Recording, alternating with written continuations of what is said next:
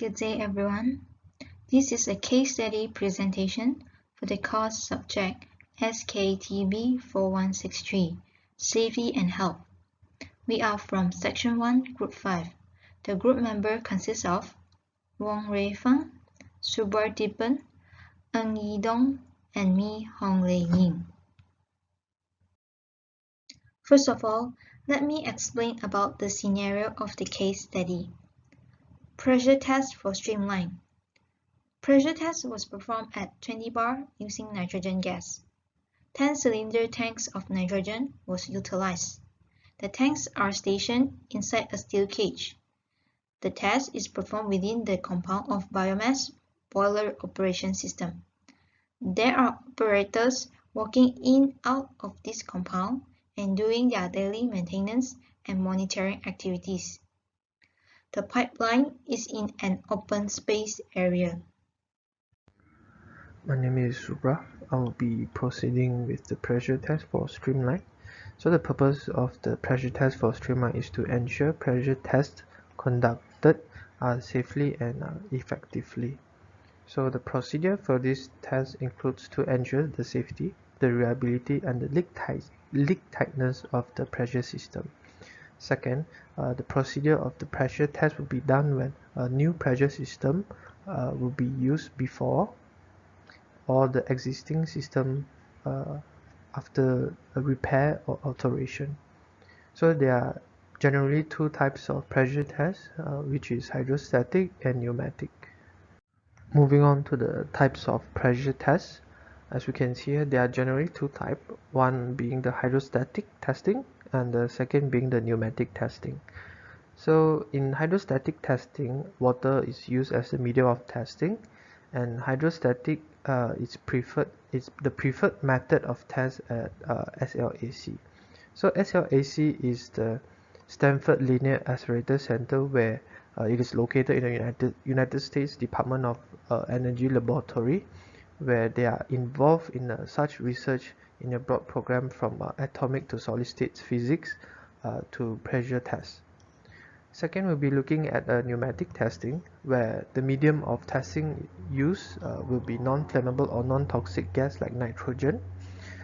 Despite that, it is more dangerous as it involves a higher level of potential energy. And this pneumatic test is performed when the system cannot be filled with water, and second, when the system used in services where the testing medium cannot be tolerated. Next, we'll be looking at the pipeline safety, mainly the hydrostatic pressure testing. From this short video, we'll be able to see how this hydrostatic pressure testing will be carried out.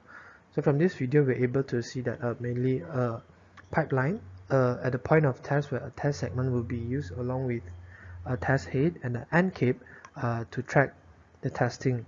Water will be introduced over a period of 8 hours at a point where the pressure will be increased to carry out the test. And the test results are dependent on the regulation of the local authority, the given regulation given by the local authority, where if there's any leakage or damage, replacement will be introduced accordingly. Hope this short video will help a better understanding on how hydrostatic pressure testing is carried out. Both ends of the segment to expose the pipeline. Short sections of pipeline are removed from both ends of the segment to be tested, and the ends are sealed with test head caps and end caps. Next, water from nearby water tanks is pumped into the test head cap, which also contains a foam plug. The pumped water propels the plug through the test segment, pushing the air out and filling it fully with water. The water pressure is then increased to a point higher than the pipeline will normally operate to see if it has any leaks. After holding the increased pressure for 8 hours or more, the test is complete. If the hydrostatic pressure test results in a leak or a rupture, the segment will be repaired or replaced.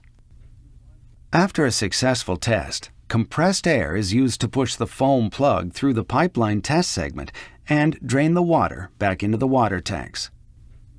The water is then disposed of in accordance with applicable regulations and local requirements. The test head caps are removed and multiple foam plugs are pushed through the pipeline segment until it is thoroughly dried. Once the pipeline segment is completely dry, the remaining end caps are removed and new pre-tested replacement pipe is installed at both ends of the segment to reconnect it into the system. Nitrogen gas is then injected into the restored pipeline segment, and natural gas from a partially open valve pushes it to the other side to vent the remaining air.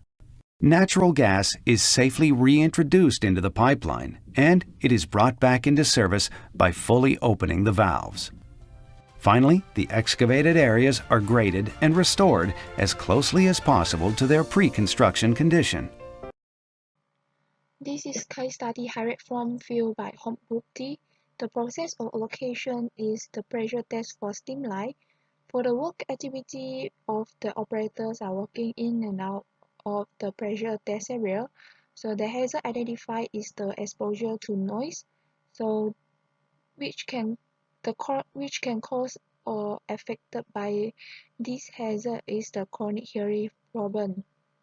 So the risk control for this hazard is wear earplug and monitoring the noise. The likelihood is 3 for this hazard, severity is 2, while the risk is 6 for this hazard. And the recommended control measure for this hazard is that all workers must be in dark before commencing work, and all workers must wear proper PPE. The second work activity which changing or removing pressure relief valve or non-recoiling relief device from the vessel. The hazard identified is the release of hot steam or liquid from the leaking. So from this hazard can cause swelling, redness of the eye and also red eyes, and it can also cause the dry skin and cause fungal or bacterial skin infection. So the risk control is to wear PPE to protect and cover the face area while changing the safety pressure valve, and to check the pipeline before changing the safety pressure valve to eliminate the leaking problem. The likelihood for this hazard is 2, severity is 3, while the risk is 6. The recommended control measure for this hazard is using full PPE while changing the safety pressure valve, and check the pipeline before changing the safety pressure valve to make sure no leaking.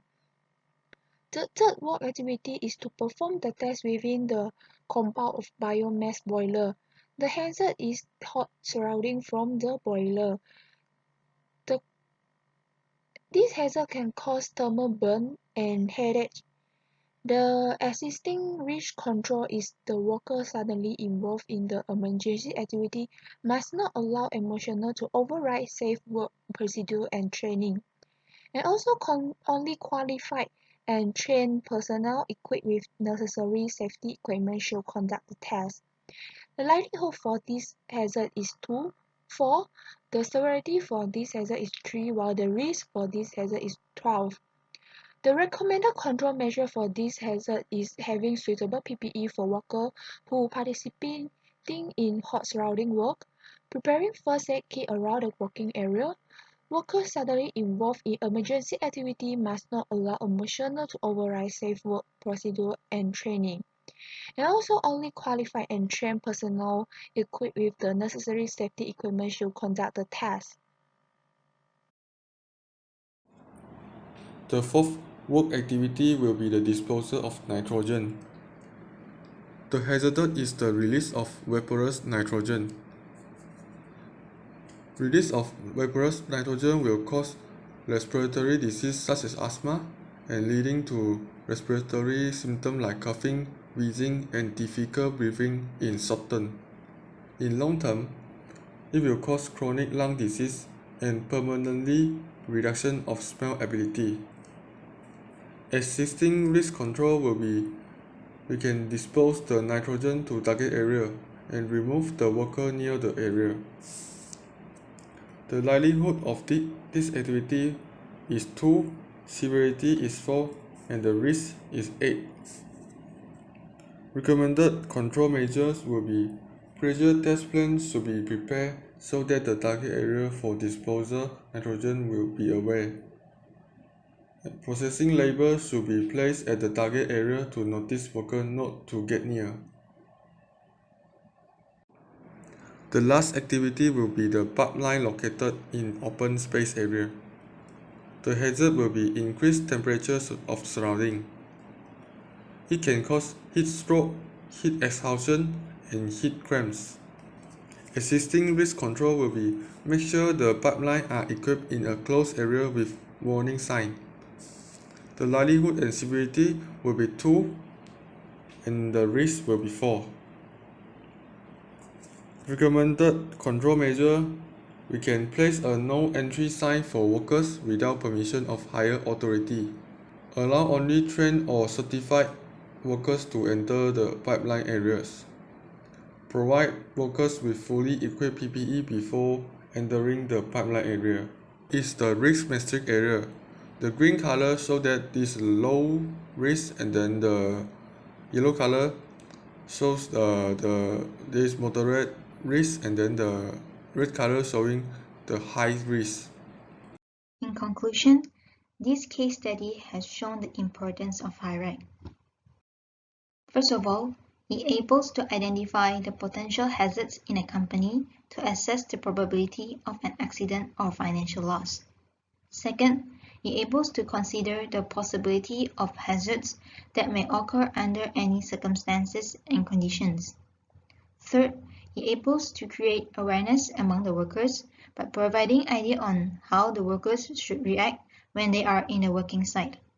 Fourth, it aims to provide guidance on setting up control measures such as providing personal protective clothing and equipment, which also known as PPE, in order to reduce the accident to happen at a working site. Thanks for watching.